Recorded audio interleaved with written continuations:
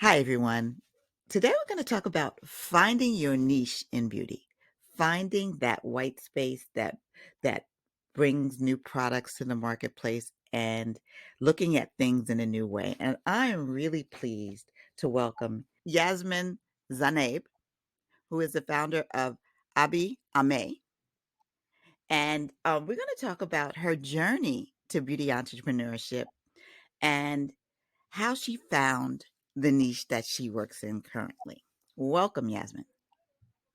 Thank you so much for having me. I'm super excited to be here. So I want to start. This is in the season 3. I've started asking this question to start out. So, Okay. where did you grow up, and how did it shape your ideas about beauty? I am Jordanian Palestinian. So my father is Jordanian and my mother is Palestinian. I was born in Jordan and I grew up in Australia. Wow, So yes. a lot of cultural So influences. absolutely. And I think both of those countries and cultures have really impacted my view on self care and skincare within that category. So my mother and my grandma really instilled in me from a young age because it's very rooted in Jordanian and Palestinian heritage, this idea of self care and taking care of yourself from head to toe, really. And so I fell in love with skincare from a really young age just because that was an experience that I always shared with my mother and my grandma, particularly my grandma. I have a lot of memories of her early on teaching me body care specifically, and I think she obviously taught my mum, and those kind of practices have been passed down in the women of my family. I have like vivid memories of my mum like making this concoction of oils that she would put on her body on a daily basis. And so self-care as a practice was ingrained in me from a very early age and became something that I really enjoyed as an activity in a way, or a subject that I bonded over with my mother and my grandma. And then, of course, being from Australia, it's a Mhm. very active country, a very active culture. So you get that aspect of always being outside, protecting your skin in the sun. And so it's a nice marriage of the two. So I love that. I love that it was cultural and then also environmental, the influences that impacted your ideas around beauty. So having this self-care experience and stuff like that, it was almost part of your being. You're part of your heritage, part of your culture. But did you ever think I'm going to use that in some way professionally? Absolutely not. And you know what's really interesting when I reflect on it now as part of having built Abi Amé, I think when something is just so inherent to the way that you live your life, you don't actually realize that it's it's a practice that maybe other people don't have, or a point of view that other people don't have. So applying skincare and particular body care was just a part of my daily life, so much so that I didn't really see it as separate from my routine or just kind of my day to day. So the idea that that's now become something I do for work is still kind of wild, but in a lot of Yeah. ways it makes sense. So that's interesting because we don't think about all rituals don't get the same amount of, let's say, airtime. For example, we know about, Chinese herbal medicine. We know about Japanese beauty. We know about K beauty.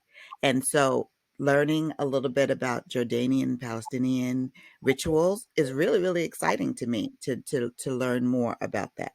But let's talk about your career for a little bit before you got here. So what was the first job out of college? And what did you learn there that, set you up for success? So my first job out of college was at a law firm. So I graduated from the law school a long time ago now, Right. in 2000 and wow, 13, 14, Mhm. 2014. And I started my first job as a grad in 2015. So I took a year off in the middle to travel. In Australia, law school or law degree is an undergrad, not a postgrad. So we graduate from law school quite young compared to in the States. So I Right. had an opportunity to kind of take some time. And that gap comes back around in my career and is relevant. But to answer your question, it was straight out of law school into a major law firm in Australia where I practiced banking and finance law for 5 years in the end. So I stayed there quite a while. Right. So what's interesting is I think where was the law firm? Were you still in Australia at that time? So I spent 3 years in Australia and 3 years in Paris at two different law firms, but in the same job.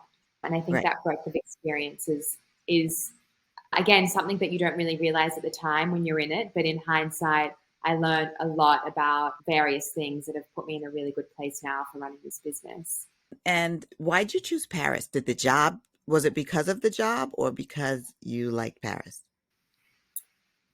So, in that year that I took off before I started as a grad, I came to Paris just as part of my travels, and I really loved it here, kind of fell in love with the city and decided to stay for most of that period.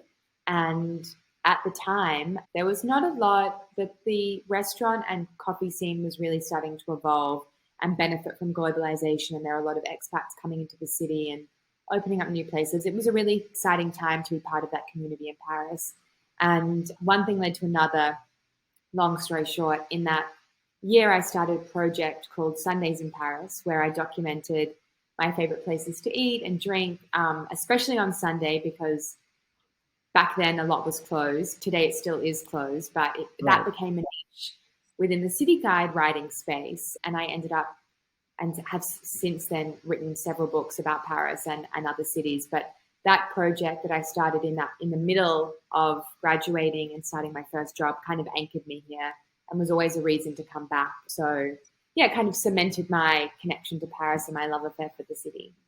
Yeah, I love the idea that so you started it while on your sort of gap year, your before starting at a law firm, but your it was a hobby that turned like it was a passion that turned into a something so much bigger, like a blog and then a book. And what do you think fueled that passion, that that desire to document all of the spaces in Paris that, for lack of a better word, gave you joy, you found interesting? Yeah, I'm a big kind of foodie and coffee girl at heart. And so Hmm. in part was passion. That's what it started. I was looking out for these types of places for myself. And then I think at the time I realized that there was a gap in the market, so to speak, a niche there that no one else had really catered for. And so it just took on its own life from there. And to be honest, in many ways, it's a little bit the DNA around the Sundays in Paris project that has replicated itself in Abi Amé. It's really about spotting an opportunity in an area that I have a passion for and then putting one foot in front of the other and seeing where it takes you, which I think all great businesses kind of come from a marriage of those two things, doing something you're passionate Absolutely. about, identifying, yeah, a gap in the market that serves a real need that you experience yourself as a founder and as a customer. So, what do you think you also learned in your day job as a lawyer that helped you to build Abi Yame? I think two things really stick out when I think back. I think going to law school and working in those kind of top tier legal environments teaches you how to think critically, in addition to the legal skills that have obviously Right. been very beneficial in terms of all the contract writing that I've had to do in getting the business off the ground. But I think it's a sense of critical thinking at every juncture and just a certain mindset that you bring to everything that you do. And then, to be honest, I think the second one is just a work ethic. I think you can't survive in those type of environments if you don't have a certain level of work ethic Yes. and that also. And so I think my training in those environments has served me well, particularly in the last couple of months where there's been a lot of work to get done in a relatively short time frame. I think work ethic and the ability to just put in the hours that are needed to get something like this off the ground are the two big takeaways. Right. So after the Sundays in Paris book, you then wrote a book on Marrakesh. What made you do that? So my uncle's wife is Moroccan. Hmm. So that was another city that I was relatively connected to just in my personal capacity. And my publisher, who I wrote Sundays in Paris for, ended up taking Sundays in Paris as a bit of a blueprint and turning into a whole series.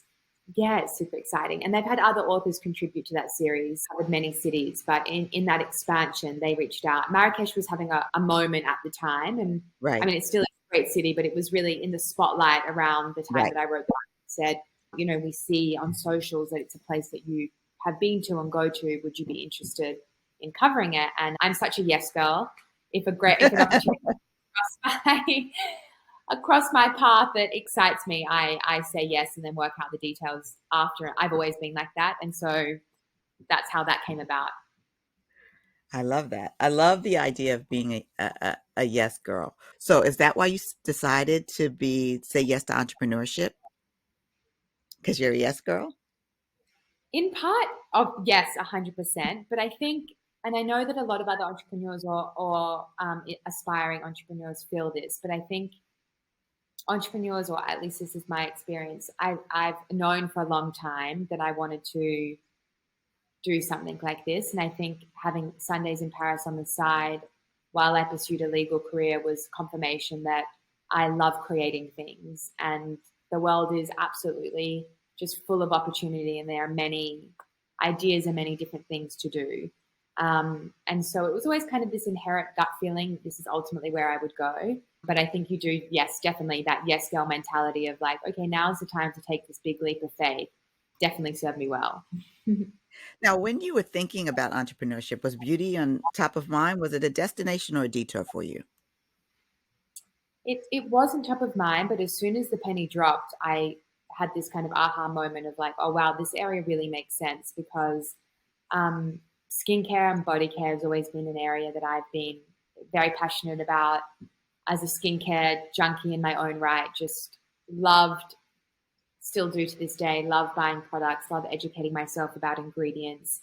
And that was kind of when I had this light bulb moment of I was in the middle of my skincare routine for my face and realized this pretty big discrepancy in the quality of products that I was using on my face compared to the products that I was using neck down. And that was kind of the Right, initial breadcrumb from Abi Amé. And that really got me thinking critically about the space and what was missing in the space. And then to go back to your earlier question about what did that legal career, how did that benefit me? I think, again, that critical thinking mindset came into play. And I thought, okay, how can I go about learning more about this and validating this business idea in a very concrete and substantial way? And that's going to look different for everyone and every right. business. But what that meant to me was I set myself a target of speaking to 1,000 women about their Wow. self care routines. So speaking to like validating your idea, so you did like a lean startup methodology kind of approach to this project, correct? Absolutely. And I Yes. saw on your website that you was book an appointment to talk to you.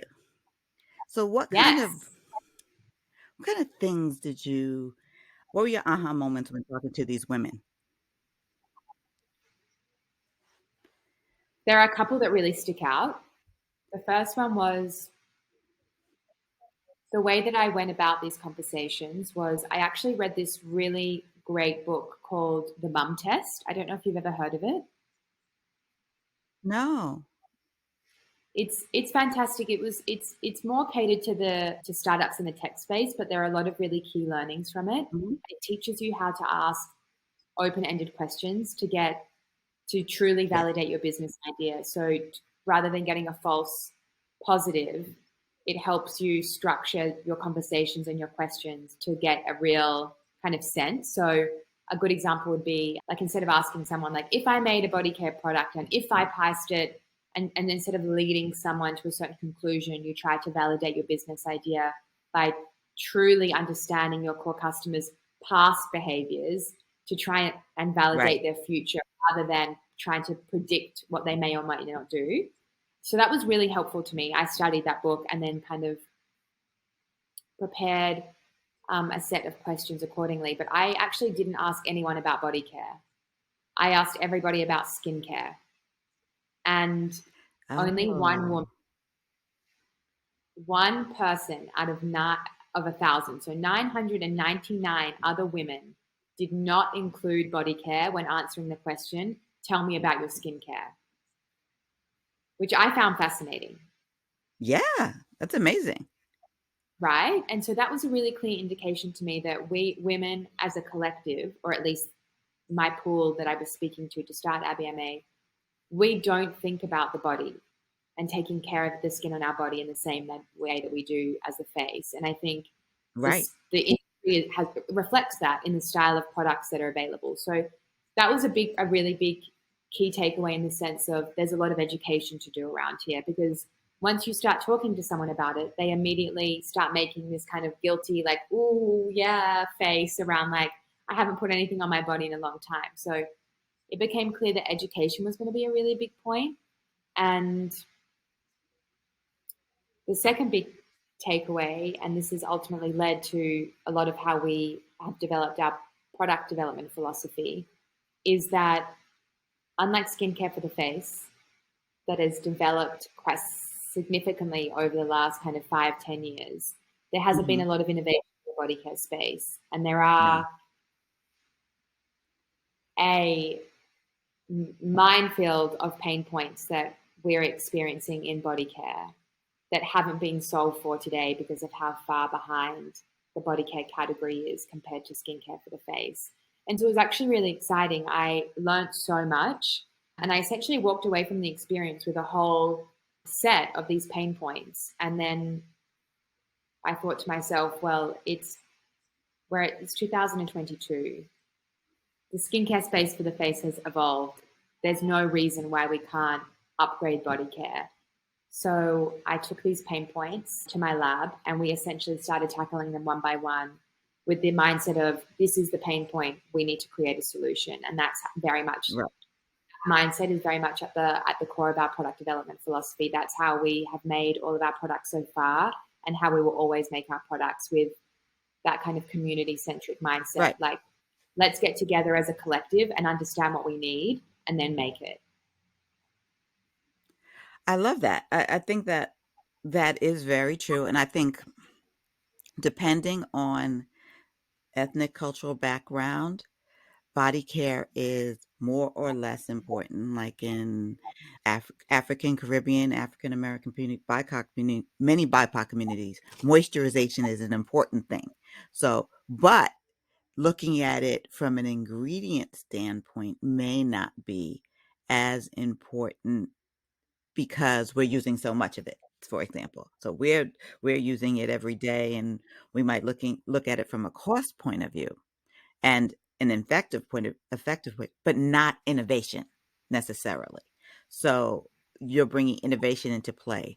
So was it an ingredient first or a benefit first methodology that you employed? I think we come at it from two angles. We have these kind of two parallel philosophies, and one of them is let's treat the skin neck down like we treat the skin on our faces from an ingredient perspective. So there's no reason why Yeah, all of the beautiful, nourishing, active ingredients that we use on our face can't be used on our body. It's just that no one's making them, to your point about quantity, in the size that you need to cover all that skin. So that's just exactly.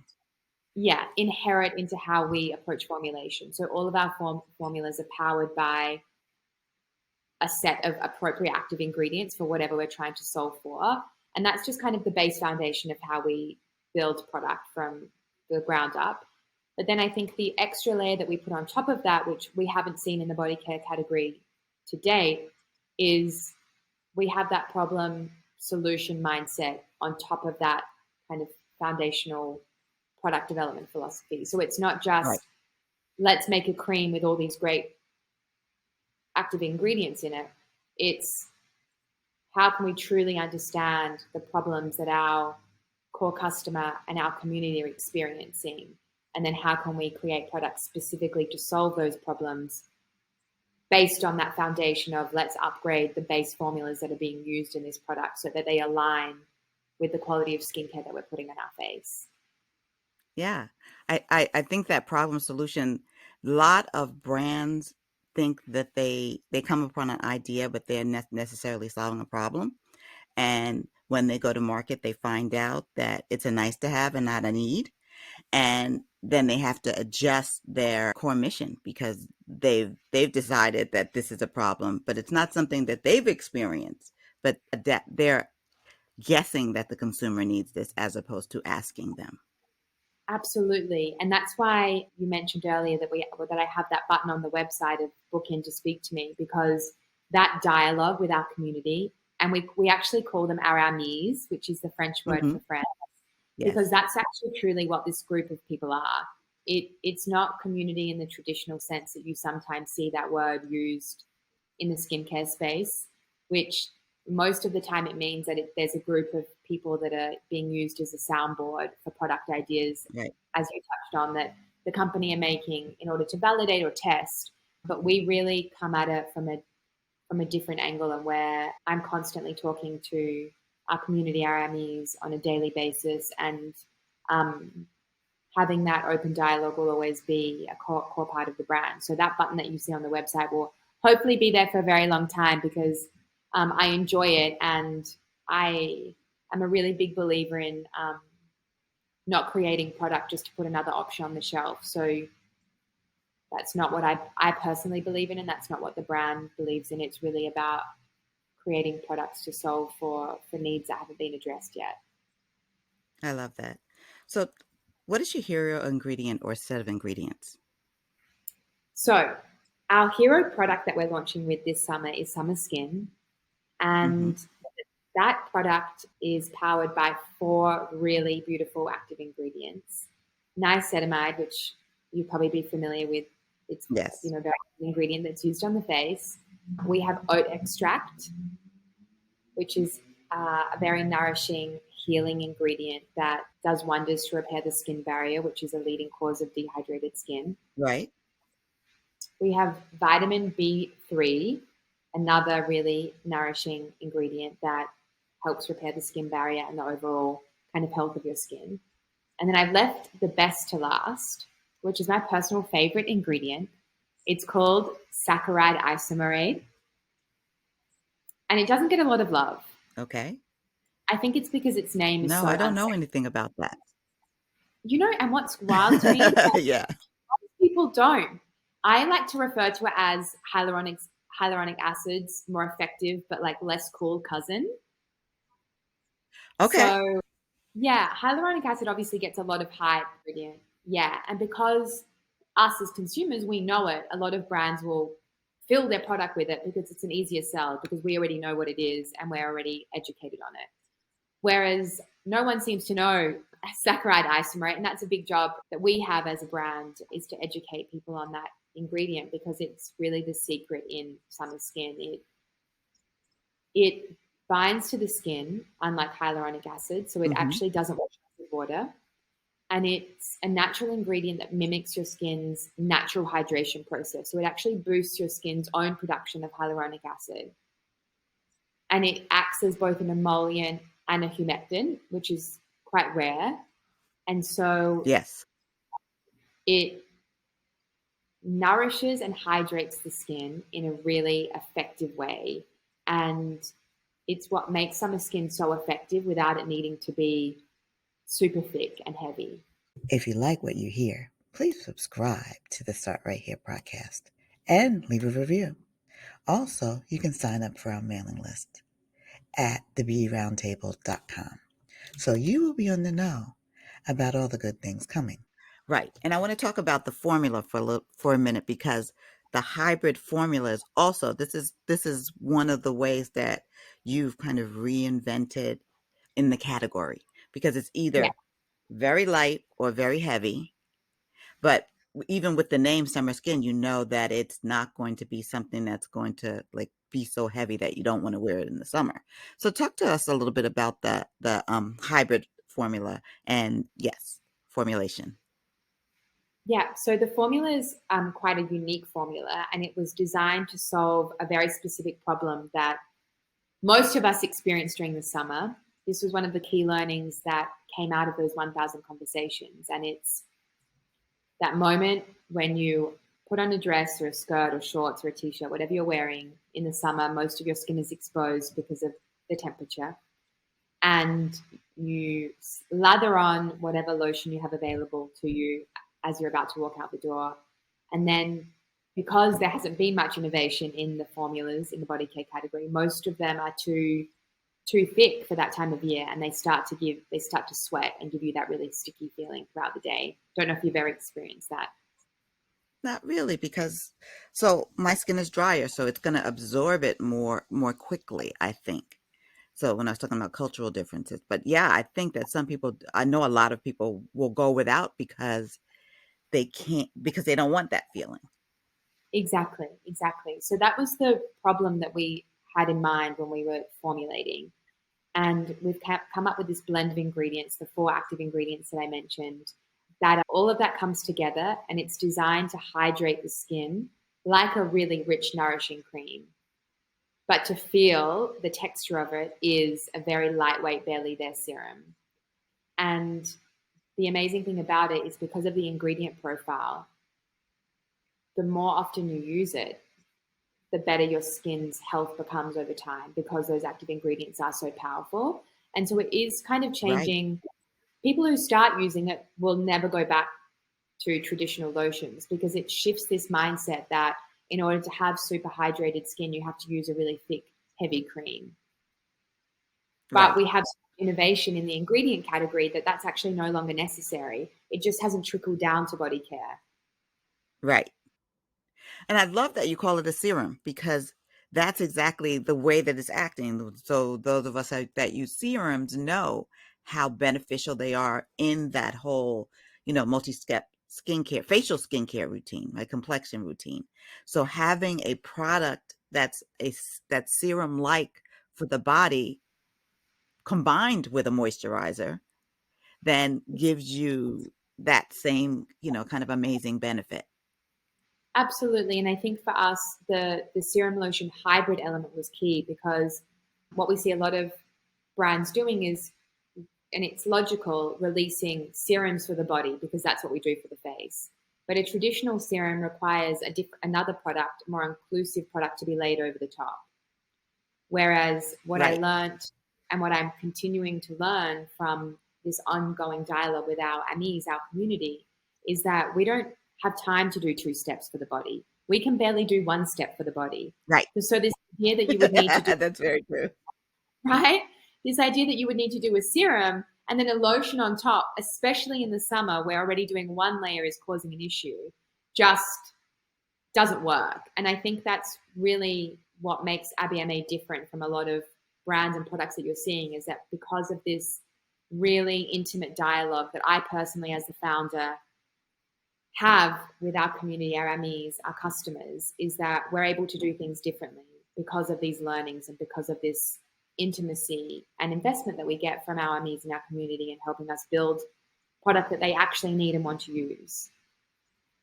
Now you launched I think that the innovation is incredible, particularly the hybrid serum lotion element. And so are you working on other products now? We are. I'm very excited about our future product rollout. We like to say that Abi Amé makes body care that you've never seen before, and once you have it, you'll never be without it. And that Yes. spirit is really woven through our product roadmap. So if Okay. you take that product philosophy of elevating body care through innovation in the formulation so that you're treating your body to the same nourishing active ingredients that you're putting on your face. It's kind of one element of our product development philosophy. But then the other element is that problem solution Right. mindset. And so all of our products are born from the marriage of those 2 philosophies. So it's not a typical product line that you would typically see. So it's not like serum, Right. lotion. It doesn't work like that. All of our products are very specifically targeting a problem that we know our amis, our community experience. So they're all a little quirky. A lot of them don't exist today. And so I'm really excited to share that. We've got 2 to 3 more products planned for this year, and then a lot more Wow. coming next year, all with the same, yeah, all with the same spirit as summer skin. So something a little different. Yeah. So are you launching in the US now? Yes. So we actually just launched pre-order in the US at the end of last week. So the Hmm. product is officially available and officially launches next week on the 6th of June. So that's when we'll start Okay. fulfilling orders. And yeah, That's exciting. That's exciting. And what other countries are you in? I know you're in France, obviously. Are you in Australia? we are not in Australia yet. So we're based in Paris as a brand and all of our product is made Right. in France. So we're here. We'll sell in the EU as well Right. as the US. So we're focused on those two markets for the moment. Australia would be a great one just because of, Yeah, that would exactly. my That's the reason I asked. yeah, and also the climate is great for a product like summer skin and a lot of the other products that we have come. Absolutely. Yeah, one step at a time, but that would be a great market to get into. So, what has been the biggest obstacle you had to overcome as a beauty entrepreneur and then launching this product or this brand? So I think as an industry outsider, I didn't come from the space. I came directly from the law into the skincare space. There are a lot of obstacles along the way of, finding a lab and not just a lab, but a lab that was able to produce product at the quality that I wanted. And just the learnings, like it's been a huge process of upskilling. But the major obstacle that I found, and again, I think this is indicative of how far the industry and the category is behind skincare for the face, was actually packaging. Oh, So, interesting. yeah, when you think about skincare, the packaging is super innovative. We have airless pumps. We have all sorts of amazing things that our skincare for the face gets packaged in Right. that not only are super user friendly, but are actually designed to preserve the integrity of the formula, to keep it safe Right. and stable so that the active ingredients do what they say they're going to do and things like that. Whereas, to your point earlier, your body needs a lot more product. So the size of these products that we're making are way bigger than skincare for the face. Right. But much like formulas for the face that don't exist for the body, that style of packaging doesn't exist in large format because no one was making body care like that before. So think like that. That's amazing. Um, yeah. So this, the, I guess, I think coming to an industry as an outsider, I think you have the benefit of a level of you're naive to a certain extent. And I think that actually, in some ways, becomes your superpower because if you knew how hard it was going to be, maybe you wouldn't do it. But it was just like a Right. mind back thing for me to be like, what do you mean this package doesn't exist in 3 times the size? And so that was actually Right. a huge challenge. I felt very strongly about putting our products in, or at least our first product in an airless pump Hmm. to protect the integrity of the formula. And it's also just a better type of packaging to use because it pushes all of the ingredient up with it. And you don't have that situation where you have to cut open the bottom of the bottle to get the rest out that traditionally happens with a normal pump. And so finding that in a larger size was quite difficult. No one was making it at the time. Yeah. And then how many labs did you had to have to interview till you found the right partner for yourself?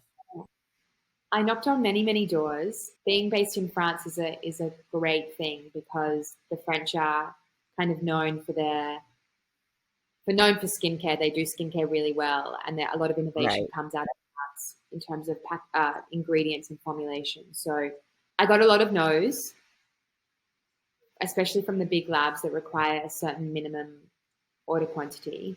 But Right. as luck would have it, I happened to be walking down the street where I live and met a person literally in the street through a mutual friend who was from the industry. And I told her my idea, explained what I was trying to do, and her reaction was actually much like the reaction we've had from our early customers is like, yeah, that's actually really needed. And so she very kindly took me under her wing and opened a lot of doors in the manufacturing in the lab space in France that I wouldn't otherwise have had access to. So we actually manufacture with one of the best labs in France who typically don't work with businesses of our size, and that's thanks to that kind of Right. chance moment. and the kindness of a stranger who's now become a friend and is intimately involved in the brand. But, I always tell people, don't be shy to talk to people about your business idea when it gets to a point where it's evolved enough, because you just truly never know who you might cross on a day-to-day basis that may be able to help you. Yeah, that is very, very true. So what's the biggest joy that you've had working on this line? I was just in New York getting the brand ready for launch, and I took one of our Amies, our community members, out to breakfast. We'd never met in real life, but she was part of those initial 1,000 conversations. And Okay. she specifically talked to me about, along with many other women, about this pain point that she was experiencing in the summer, not wanting to wear lotion because it's sticky and slimy. And so being able to kind of gift her a bottle of summer skin and thank her for her involvement in bringing that product to life, yeah, that's it for me. That's kind of what I live for in creating the brand. That's the real joy in it. And I think that's why we'll always have that speak to me button on the website, because that's actually the foundation of the brand. It's the core of who we are and the core of who we'll always be. I think that's great. And I could see you light up when you started to talk about it, because that is really what gives you joy, is connecting with your consumer. And I got to Absolutely. say that that joy kind of filters through in your social as well, that it's very joyous. And I got a feeling about the brand before I even spoke to you. So that was a really great thing. Can you offer our audience some tips on, besides talking to customers, finding your niche in beauty? Like if you want to, and not being afraid to go into a category because you think it's crowded. Absolutely, yeah. Well, I mean, beauty and skincare is a very saturated space, but I don't think that should deter anyone. If if you believe that you're truly solving a problem that there doesn't have that a solution doesn't exist for today, I think that's the key test. Because if you can truly do that, you'll cut through all the noise that exists.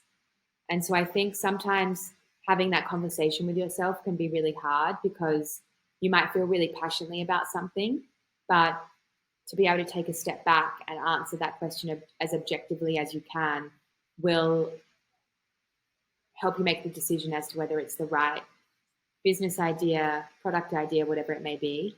And I would encourage everyone who has a business idea to go through a similar business idea or product validation process. So it might not mean that you need to speak to 1,000 women, but whatever you're able to do, or 1,000 people, whoever your core customer is. But I think reading a book like The Mum Test, or educating yourself on how to ask open-ended questions that are going to give you the most accurate set of data to then base your decisions on is really important, I think, before you invest any time or money in trying to get something off the ground, particularly in the beauty and skincare space, given how noisy those categories are. I think those are great. Those are really, really great tips. Now, how can our audience find the product Abi Amé? So we are currently live on the website. You can pre-order it today and it will start shipping from the 6th of June. So it's currently available on abiame.com, shipping everywhere in the US. And yeah, it's online. It's online. And then your social, how can people follow you and follow the joyous feeling that I talked about on your social? So where can they find you? They can find us on Instagram at Abiame, just one word, Abiame. And I'm glad that you think it's very joyous. All the women that we feature on the page and on the website are actually Amis community members. None of those people Oh, are models. wow. Yeah, Yeah, I love it. yeah. So I'm glad that filters through. And then we're Abiame Paris on TikTok. And I am just Yasmin Zeinab on TikTok. And I talk a lot about Abi Amé on my personal TikTok, but I also speak a lot about French pharmacy skincare. That's also another side. We'll talk about that another day, but that's my other side passion hobby. So I'm always in the pharmacies talking about product on TikTok. So what I like about our conversation is that you're like an example of using your passions and your hobbies and kind of like converting them into like some concrete things that help other people, you know, like things that you enjoy. You have that knowledge and you share it with others through books, through your TikTok, through some of those things. And it's really something that, we can all take note of. Thank you.